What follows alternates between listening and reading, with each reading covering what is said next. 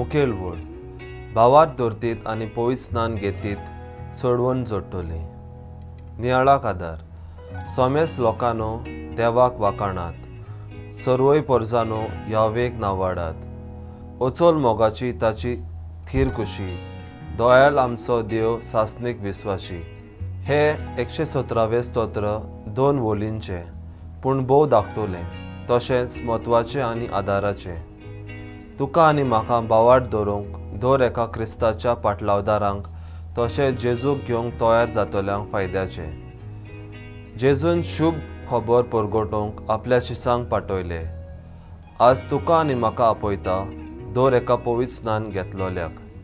पवित्र खबर परगटूंक आनी गोवायकी दिवंक बावाड दवरतल्यांक जेजू फुडें आनिकूय सांगता।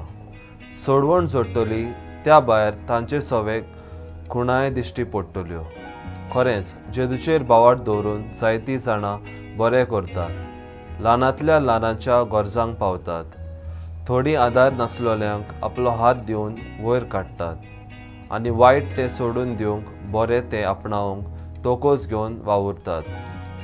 धर्मदूताच्या इतिहासान आमी पळयलां, सावलू पिडापीड दिवपाचें जिवीत सोडून जेजूच्या दर्शनान पवित्र स्नान घेवन पावलू जावन जेजूची बरी खबर मरोपर्यंत परगट्टा।